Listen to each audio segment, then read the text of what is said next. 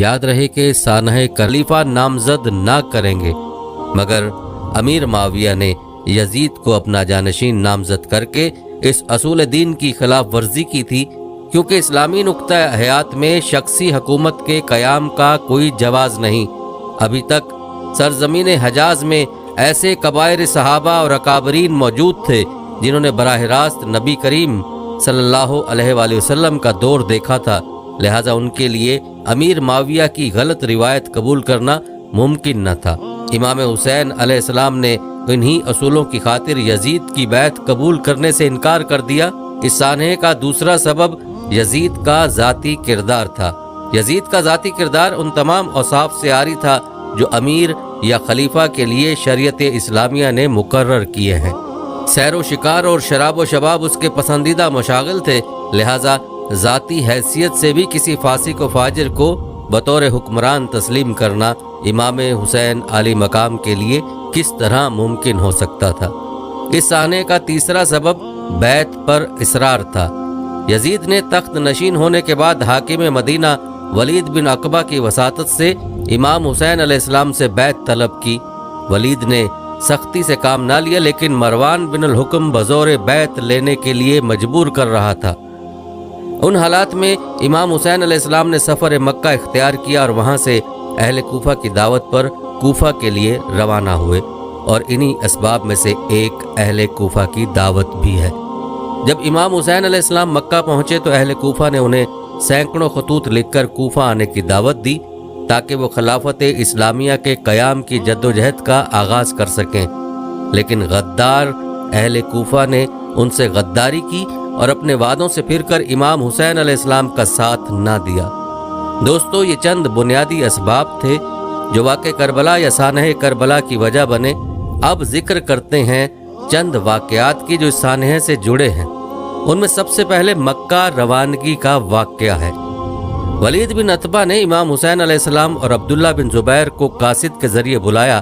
ابھی تک امیر معاویہ کی وفات کی خبر مدینہ میں عام نہ ہوئی تھی، تاہم بلاوے کا مقصد دونوں حضرات نے سمجھ لیا۔ امام حسین علیہ السلام سے جب بیعت کے لیے کہا گیا تو انہوں نے جواب دیا کہ میرے جیسا آدمی خفیہ بیعت نہیں کر سکتا، جب بیعت عام ہوگی اس وقت آ جاؤں گا۔ ولید راضی ہو گیا اور انہیں واپس لوٹنے کی اجازت دے دی۔ عبداللہ بن زبیر ایک دن کی مہلت لے کر مکہ روانہ ہو گئے۔ بعد میں ان کا تعاقب کیا گیا، مگر اس اثنا میں وہ کہیں دور جا چکے تھے۔ جب مروان کو اس صورتحال کا علم ہوا تو ولید سے بہت ناراض ہوا اور کہا کہ تم نے بیعت کا وقت کھو دیا، اب قیامت تک ان سے بیعت نہ لے سکو گے۔ امام حسین علیہ السلام عجیب الجھن سے دوچار تھے۔ اگر وہ مدینہ میں مقیم رہتے تو بیعت کے بغیر کچھ چارہ کار نہ تھا، لہٰذا وہ 27 رجب سن 60 ہجری میں ما اہل و عیال مکہ روانہ ہو گئے۔ مکہ پہنچ کر شیب ابی طالب میں قیام کیا۔ دوستو، دوسرا اہم واقعہ مسلم بن عقیل کی کوفہ روانگی کا ہے۔ امام حسین علیہ السلام نے کوفیوں کے خطوط آنے کے بعد مسلم بن عقیل کو کوفہ روانہ کیا تاکہ وہ اصل صورتحال معلوم کریں۔ مسلم کے کوفہ پہنچنے کے پہلے ہی دن 12,000 کوفیوں نے آپ کے ہاتھ پر بیعت کر لی۔ کوفہ کے اموی حاکم بشیر نے ان کے ساتھ نرمی سے کام لیا۔ کوفیوں کے جذبات سے متاثر ہو کر مسلم بن عقیل نے امام حسین علیہ السلام کو کوفہ آنے کا لکھا۔ ان حالات کی بنا پر یزید نے فوراً نعمان کو معزول کر دیا اور عبید اللہ بن زیاد کو کوفے کا حاکم مقرر کر دیا۔ کوفہ پہنچ کر اس نے اعلان کیا کہ جو لوگ مسلم بن عقیل سے اپنی وفاداریاں توڑ لیں گے انہیں امان دی جائے گی۔ اس کے بعد ہر محلہ کے رئیس کو بلایا اور اسے اپنے اپنے علاقے کے امن و امان کا ذمہ دار قرار دے کر مسلم بن عقیل کی جائے پناہ کی تلاش شروع کر دی۔ اس وقت مسلم بن عقیل ایک محب اہل بیت ہانی بن عروہ کے ہاں چلے گئے۔ عبید اللہ بن زیاد نے ہانی کو بلا کر مسلم کو پیش کرنے کا حکم دیا اور ہانی نے انکار کر دیا، جس پر انہیں قید میں ڈال کر مار پیٹ کی گئی۔ جبکہ شہر میں افواہ پھیل گئی کہ ہانی قتل ہو گئے، یہ خبر سنتے ہی مسلم نے 18,000 ہم نواؤں کے ساتھ ابن زیاد کے محل کا محاصرہ کر لیا۔ ابن زیاد کے پاس اس وقت صرف 50 آدمی موجود تھے، چنانچہ اس نے حکمت سے کام لیا اور ان روسا کو کوفہ کی ترغیب سے لوگوں کو منتشر کرنے میں کامیاب ہو گیا۔ آخر کار مسلم کے ساتھ صرف 30 آدمی رہ گئے۔ मजबूरन मुस्लिम बिन अकील ने एक बुढ़िया के घर बना ली, लेकिन उस बुढ़िया के बेटे ने इनाम के लालच में आकर खुद जाकर इब्ने ज़ियाद को इतला कर दी। इब्ने ज़ियाद ने ये इतला पाकर मकान का मुहासरा कर लिया। यूं हजरत मुस्लिम बिन अकील तन तनहा लड़ने पर मजबूर हुए। जब जख्मों से चूर हो गए तो मोहम्मद बिन अशद ने अमान देकर गिरफ्तार कर लिया, लेकिन आपको जब इब्ने ज़ियाद के सामने पेश किया गया तो उसने अमान के वादे को पसे पुश डालते हुए आपके कत्ल का हुक्म दे दिया। मुस्लिम बिन अकील ने मोहम्मद बिन अशद से कहा कि मेरे कत्ल की इतला इमाम हुसैन अलैहिस्सलाम तक पहुंचा देना और उन्हें मेरा ये पैगाम भी पहुंचा देना कि अहले कूफा पर हरगिज भरोसा ना करें और जहां तक पहुंच चुके हों वहीं से वापस चले जाएं। इब्ने अशद ने अपना वादा पूरा किया और एक कासिद हजरत इमाम हुसैन अलैहिस्सलाम की तरफ रवाना कर दिया। दोस्तों, अगला अहम वाक़या इमाम हुसैन का सफ़र कूफा से मुतल्लिक है।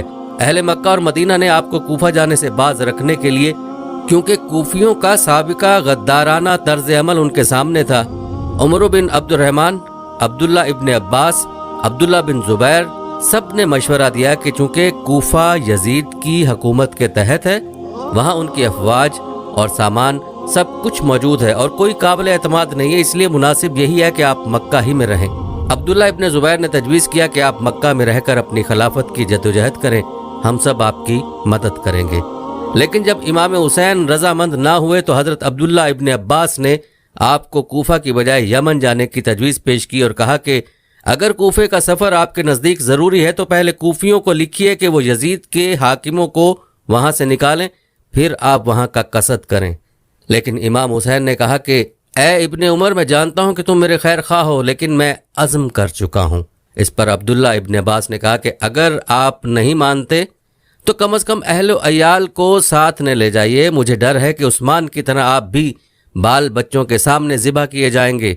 लेकिन इन तमाम तरगीबात के बावजूद इमाम हुसैन अपने फ़ैसले पर कायम रहे और बिलाखिर 3 ज़िलहज 60 हिजरी को मक्का मुअज़्ज़मा से कूफा के लिए चल पड़े।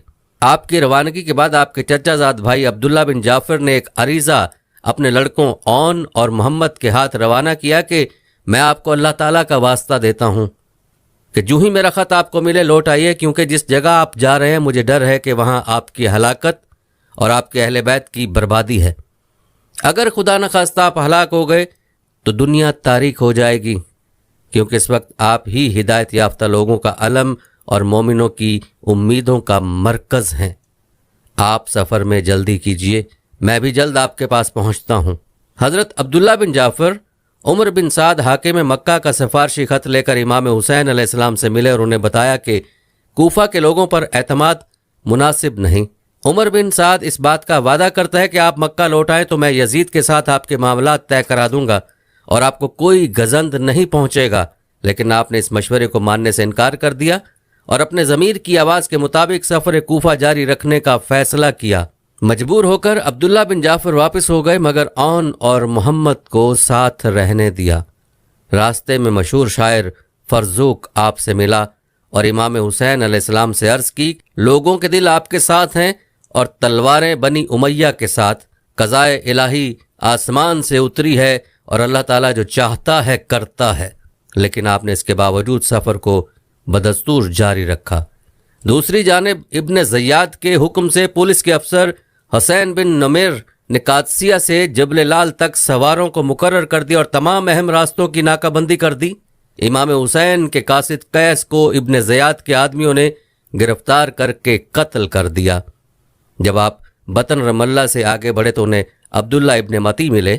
उन्होंने आपको आगे जाने से रोका।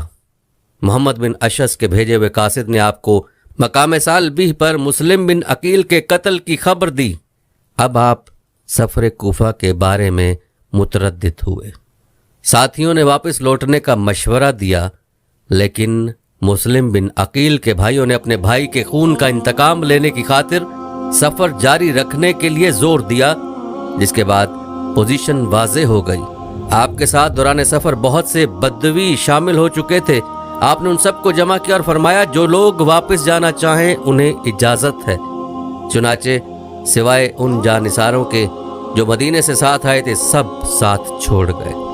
दोस्तों, उसके बाद का अहम वाक़या हुर बिन यजीद तमीमी की आमद है। ابن زیاد نے امام حسین کی پیش قدمی روکنے کے لیے حر بن یزید تمیمی کو روانہ کیا۔ زمی حشم کے مقام پر آپ سے اس کی ملاقات ہوئی۔ امام حسین علیہ السلام نے اسے کوفیوں کے خطوط کے 2 تھیلے منگوا کر دکھائے اور کہا کہ اب آپ لوگوں کی رائے بدل گئی ہے تو میں واپس جانے کے لیے تیار ہوں۔ لیکن حر نے کہا کہ ہمیں تو آپ کو گرفتار کرنے کا حکم ہے۔ چنانچہ امام حسین علیہ السلام نے اپنا سفر کوفہ جاری رکھا۔ آپ نے مقام بیضا پر خطبہ دیا جس میں اپنے مقاصد کی وضاحت کی۔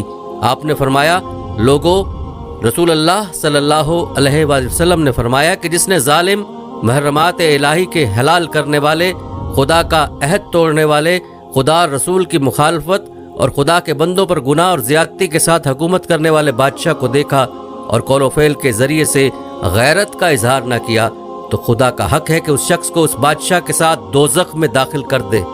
لوگو، خبردار ہو جاؤ، ان لوگوں نے شیطان کی اطاعت اختیار کی اور رحمان کی اطاعت چھوڑ دی ہے، ملک میں فساد پھیلایا ہے، حدود الہی کو معطل کر دیا ہے، مال غنیمت میں اپنا حصہ زیادہ لیتے ہیں، خدا کی حرام کی ہوئی چیزوں کو حلال اور حلال کی ہوئی کو حرام قرار دے دیا ہے، اس لیے مجھ کو غیرت میں آنے کا زیادہ حق ہے۔ کچھ دور جا کر ترماج بن عدی سے آپ کی ملاقات ہوئی۔ انہوں نے آپ کو یمن چلنے کی دعوت دی، لیکن آپ نے یہ پیشکش شکریہ کے ساتھ ٹال دی اور آخر آپ کی میدان کربلا میں آمد ہوتی ہے۔ امام حسین کا قافلہ اور حر بن یزید کا لشکر ساتھ ساتھ آگے کی طرف چلتے رہے۔ جہاں کہیں آپ کے قافلے کا رخ صحرائے عرب کی طرف ہو جاتا، حر آپ کو روک دیتا اور رخ پھیر کر کوفے کی طرف کر دیتا۔ چلتے چلتے آپ نینوا پہنچے۔ وہاں ابن زیاد کے قاصد نے حر کو ایک خط پہنچایا جس میں حکم تھا، جو ہی میرا یہ خط اور میرا قاصد تم تک پہنچے، حسین اور ان کے ساتھیوں کو جہاں وہ ہیں وہیں روک لو اور انہیں ایسی جگہ اترنے پر مجبور کرو جو بالکل چٹیل میدان ہو اور جہاں کوئی سبزہ اور پانی کا چشمہ وغیرہ نہ ہو۔ میرا یہ قاصد اس وقت تک تمہارے ساتھ رہے گا جب تک مجھے یہ معلوم نہ ہو جائے کہ جو حکم میں نے تمہیں دیا ہے تم نے اس کی حرف بہ حرف تعمیل کی ہے۔ حر نے تمام صورتحال سے امام حسین کو آگاہ کیا اور کہا کہ اب میں آپ کو اس جگہ نہ رہنے دوں گا۔ بالآخر یہ مختصر سا قافلہ 2 محرم الحرام 61 ہجری بمطابق 2 اکتوبر 680 کو کربلا کے میدان میں اترا۔ دوسرے ہی روز عمر بن سعد 6000 سپاہیوں کے ساتھ وہاں پہنچا۔ عمر بن سعد چونکہ امام حسین سے لڑنے کا خواہش مند نہ تھا، اس لیے قرہ بن سفیان کو آپ کے پاس بھیجا۔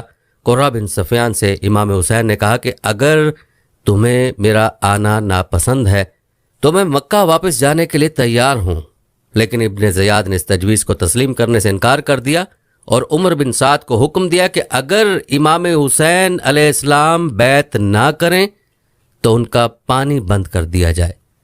امام حسین کو ایسی حالت میں جبکہ وہ قابو میں آ چکے تھے گرفتار کرنا زیادہ مناسب اور ضروری قرار دیا۔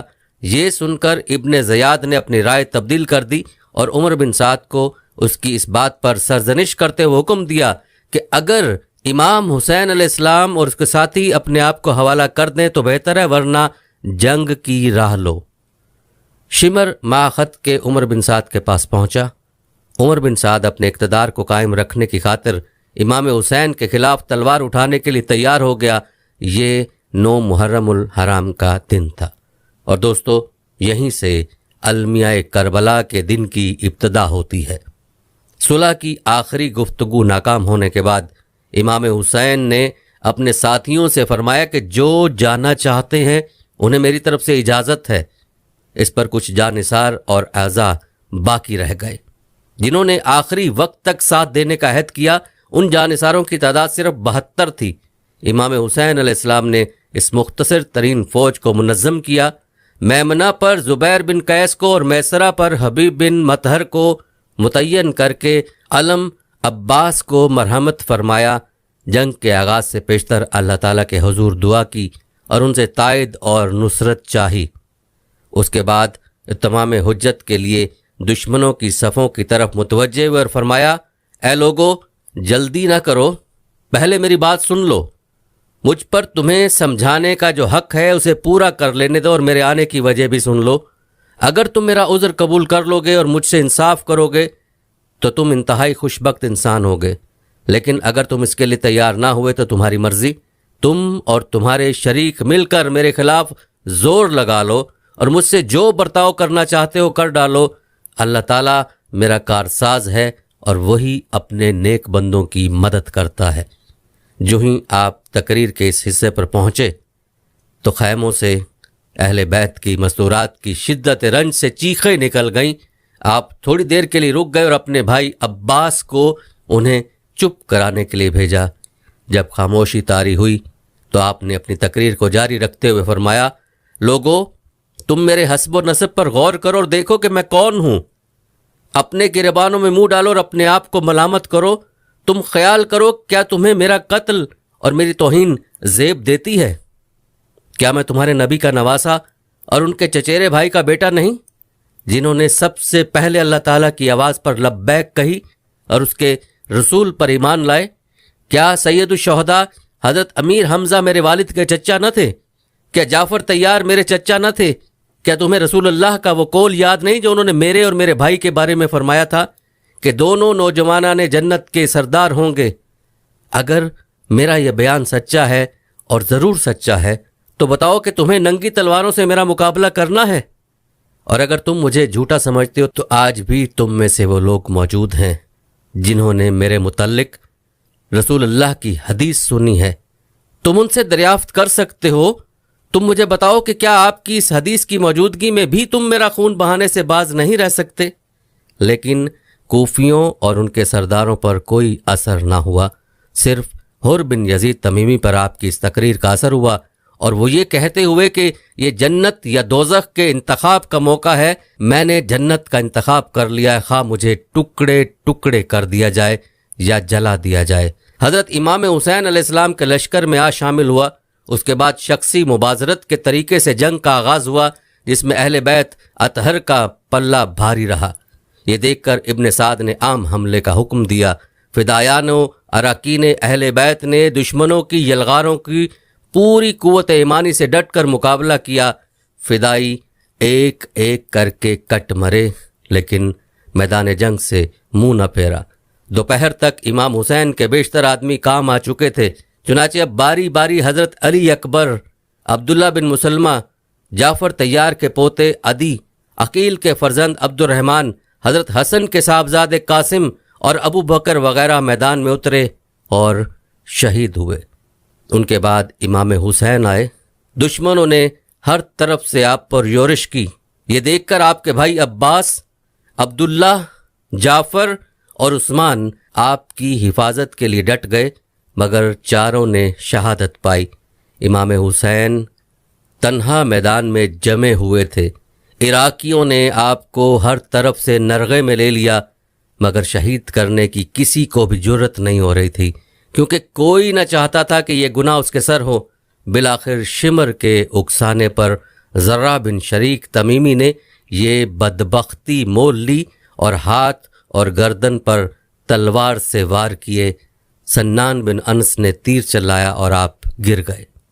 ان کے گرنے پر شمر ذل جوشن آپ کی طرف بڑھا تو اس کی برس زدہ شکل دیکھتے ہی امام حسین علیہ السلام نے فرمایا کہ میرے نانا رسول خدا نے سچ فرمایا تھا کہ میں ایک دھبے دار کتے کو دیکھتا ہوں کہ وہ میرے اہل بیت کے خون سے ہاتھ رنگتا ہے۔ اے بدبخت شمر، بلا شبہ تو وہی کتا ہے جس کی نسبت میرے نانا نے خبر دی تھی۔ اس کے بعد شمر نے ان کا سر پیچھے کی طرف سے پس گردن سے کاٹ کر تن سے جدا کر دیا۔ دوستو، روایات کے مطابق اللہ کے نبی حضرت یحییٰ بن زکریا علیہ السلام کا سر بھی اسی طرح پس گردن سے کاٹ کر جدا کیا گیا تھا۔ ابن زیاد کے حکم کے مطابق آپ کا سر بریدہ جسم گھوڑوں کے ٹاپوں سے روندا دیا گیا۔ بعد میں تمام شہدائے اہل بیت کے سر نیزوں کی نوک پر رکھ کر پہلے ابن زیاد کے دربار میں لے جائے گئے اور بعد میں دمشق میں یزید کے دربار میں لے جائے گئے۔ یزید نے امام حسین کے سر کو اپنے سامنے تشت پر رکھ کر ان کے دندان مبارک کو چھڑی سے چھیڑتے ہوئے اپنے کچھ اشعار پڑھے، جن سے ان کا نقطہ نظر معلوم ہوتا ہے، جن کا ترجمہ کچھ یوں ہے: کاش آج اس مجلس میں بدر میں مرنے والے میرے بزرگ جو کفار کی طرف سے تھے اور قبیلہ خزرج کی مصیبتوں کے شاہد موجود ہوتے تو خوشی سے اچھل پڑتے اور کہتے، شاباش اے یزید، تیرا ہاتھ شل نہ ہو، ہم نے ان کے بزرگوں کو قتل کیا اور بدر کا انتقام لے لیا۔